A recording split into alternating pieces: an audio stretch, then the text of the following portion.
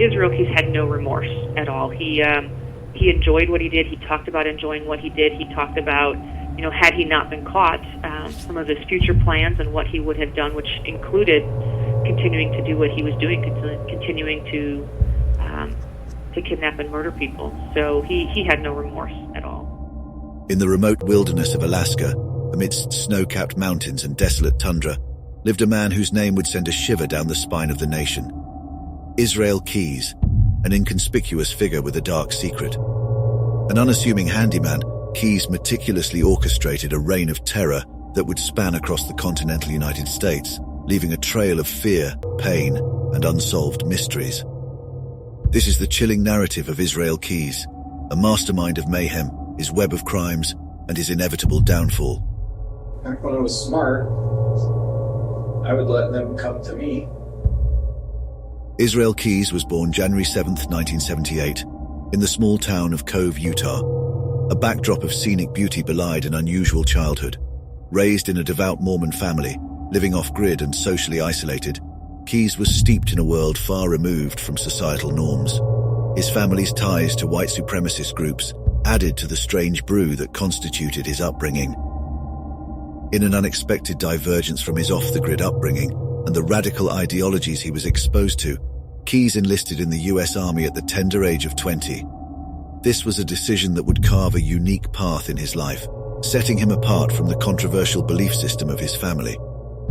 It was in the year 1998 that Keys began his military journey, a path he would walk for the next 3 years. During his time in the service, Keys was stationed in both Egypt and Texas, experiences that expanded his worldview and provided a stark contrast to the insular life he had known. Despite the unique circumstances of his upbringing, Keys seemed to blend seamlessly into the military environment. He was described as a jack of all trades, a person who could easily adapt and fit into various roles and tasks. Keys was diligent, reliable and skilled, a seemingly model soldier. Despite his outwardly typical demeanor, there were subtle hints of the darkness that lay beneath the surface. Keys reportedly had a fascination with guerrilla warfare and survivalist techniques, subjects that went beyond a mere professional interest. These traits, although intriguing in retrospect, did not stand out in the context of the army. His fellow soldiers saw Keys as one of their own, a comrade in arms, a man who shared their experience and their discipline. There was no suspicion, no fear. Little did they know that the same hands that helped them in combat training would later be used to execute meticulously planned atrocities. Keys was very meticulous. His crimes were very well thought out. There was nothing that was spur of the moment or, just kind of went out one day and decided to do something. Everything was meticulously planned. And our interviews with him were the same from his standpoint. I mean, I never got the sense that he, accidentally told us something or got angry and riled up and then something flew out of his mouth. My sense was that he knew every time he came in kind of what he was going to give us that day. After his military stint in 2001, Keys sought pastures new. He found his way to Alaska, a place that would become a significant chapter in his life's twisted narrative. Alaska provided him with an opportunity to blend into the everyday, to present the facade of normalcy, while under the surface, the undercurrents of his sinister urges continued to swirl. Right now, there is no one who knows me, or who has ever known me, who knows anything about me, really. They know they're going to tell you something that does not line up with anything I tell you because I'm two different people, basically. And the only person who knows about what I'm telling you, the kind of things I'm telling you, is me. How long have you been two different people? Long time. 14 years. Once settled in Anchorage, Keys established a construction business, Keys Construction, giving an outward appearance of a law-abiding citizen trying to make his way in the world. He maintained relationships, fathered a daughter, and by all accounts seemed like a regular member of the community. Yet, unbeknownst to those around him, Keys was carefully cultivating a double life.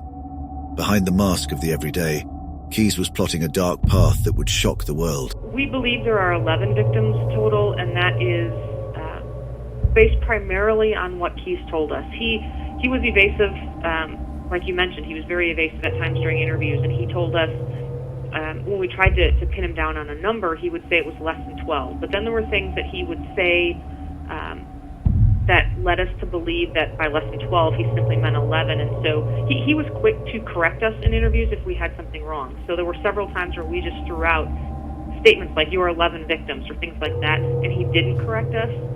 So based on that and some just additional things that he said, we believe the number is 11. Between the years of 2001 and 2012, with his dark craft honed, Israel embarked on his spree of criminal activity. Leaving a wake of devastation in his path, he committed numerous robberies and arson attacks. Still, it was his dark obsession with taking human life that was the most disturbing. Every choice he made was deliberate. Every victim was random. He chose his victims with no discernible pattern. They were old and young, men and women, people who simply had the misfortune of crossing his path. With no personal connections, his victims were merely prey in his sadistic game, making his killing spree unpredictable and motiveless.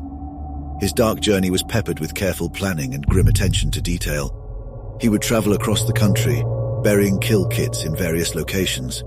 These ominous caches filled with the tools of his terrible trade. Weapons, cash, and disposable cell phones would wait, sometimes for years, until Keyes decided to strike. The grisly breadth of his killings is hard to fully grasp. Keyes would fly to a location, rent a car, and drive hundreds of miles before abducting and murdering his victims. Each crime scene was carefully cleaned. Bodies were disposed of, often hundreds of miles away from where the victim was abducted. His actions exhibited a cold detachment and an unsettling joy in causing fear and pain. He wanted the death penalty, and he wanted it fast. It was, speaking generally, that was what he wanted. There were little things along the way that he wanted. He wanted evidence returned to family members and things like that. But big picture, what he wanted to avoid trials. He wanted to avoid publicity in media. He wanted to avoid being taken from jurisdiction to jurisdiction and tried in multiple places. And ultimately, he wanted the death penalty, and he wanted it quickly. He didn't want to sit in jail for a long period of time. His crimes extended beyond murder. He derived pleasure from the terror he instilled. In one notorious instance, he demanded a ransom for a victim he had already killed. Samantha Koenig, a young barista, was abducted from her workplace, her life tragically snuffed out. Yet Israel had the audacity to make it appear as though she was still alive to her grieving family, as he attempted to extort them for a ransom. His methodical ways, coupled with the seemingly random selection of his victims, made it difficult for authorities to connect the dots. The crimes were scattered across different states, the victims were of varying ages and sexes, and his techniques varied from crime to crime. It was this cold, calculating randomness that marked Keyes as a frighteningly unique and dangerous predator. In the terrifying scope of his crimes, Israel Keyes stands as one of America's most elusive and fearsome killers. His calculated brutality, geographical reach, and the unknown number of victims he claimed all combined to create a chilling tale of real-life horror. And while his name is now known, the full extent of his dark legacy may forever remain obscured by shadows. Despite the cautious nature of his crimes, Keyes was not infallible. His downfall came from a critical mistake, a deviation from his careful planning. On February 1st, 2012, Keyes kidnapped 18-year-old Samantha Koenig. Unlike his previous crimes, this one was carried out in his home city, a clear break from his norm of hunting far from home. Forcing Koenig to withdraw money from her account, he audaciously used her debit card to extract cash from ATMs across several states. In a chilling turn of events, he held Koenig hostage, killed her, and then left a digital trail of transactions in his wake. It was this brazen act, this departure from his careful modus operandi, that finally led law enforcement to him. It was during an ordinary traffic stop in Lufkin, Texas, that Keyes was apprehended. The seemingly mundane action, captured on dashcam footage, marked the end of a terrifying decade-long chapter of crime. The unsuspecting officer was unaware that the man he had stopped was responsible for a spree of disappearances and deaths. Family. We're good. Up in Well. And I'm like, hey, this guy's from Alaska. Is there a reason Well, I was going to tell you that, but we're investigating kidnapping. Okay. From Hyde, if you're from Alaska, we're from. Why is that? Kidnapping where? I don't know where you're from. State of Alaska. The discovery of Samantha Koenig's ATM card in his possession, marking the beginning of his end. A simple piece of plastic had cracked the case wide open. For Keyes, it was game over. Once in custody, the enigmatic figure of Israel Keyes began to reveal the extent of his gruesome journey. He was a mystery, a dark puzzle that investigators were eager to solve. Keyes was forthcoming about some aspects of his crimes, but remained teasingly cryptic about others. He took a perverse pleasure in controlling what information he revealed, basking in the attention of the investigators. Interrogation was a haunting dance between the hunter and the hunted. Keyes confessed to killing Koenig and to the murder of Bill and Lorraine Currier in 2011. He also began to allude to additional victims, hinting at a trail of bodies left in his wake. His confessions, however, were frustratingly incomplete. He would give them just enough information to keep them hooked, to keep them returning to the interrogation room in the hopes of uncovering the full scope of his crimes. Yet, as much as he confessed, as many hints as he dropped, there was always a sense that Keyes was concealing more, that he was hoarding the details of his monstrous exploits as a final testament to his control and power. His cryptic confessions would form a haunting legacy, a mystery that outlived the man himself.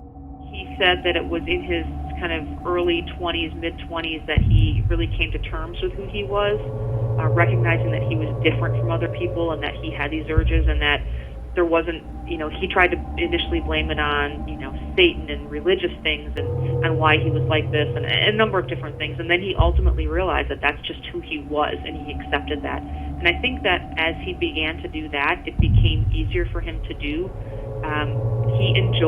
He talked about enjoying the fact that he was two different people and really being able to play that off with people and that people had absolutely no idea what he was doing. He even referenced times where he would be at his job when he was living in Washington and people would talk about criminals and how stupid they were and how they did this to get caught or that to get caught and how he enjoyed those kind of conversations because people had no clue what he was doing.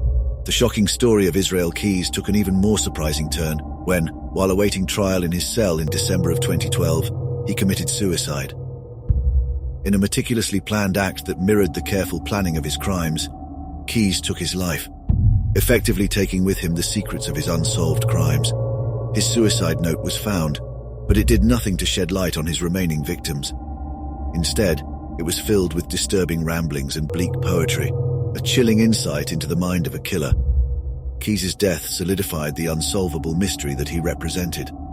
The puzzle pieces he left behind in his confessions have guided investigators to an extent, but the full scope of his horrific crimes remains largely unknown. Despite the tireless efforts of the investigators, the true extent of his reign of terror may never be fully known. Israel Keyes' legacy is a chilling one, a reminder of the monstrous capabilities of seemingly ordinary individuals. A man who lived an inconspicuous life, hiding in plain sight, while secretly engaging in a horrifying killing spree across the United States.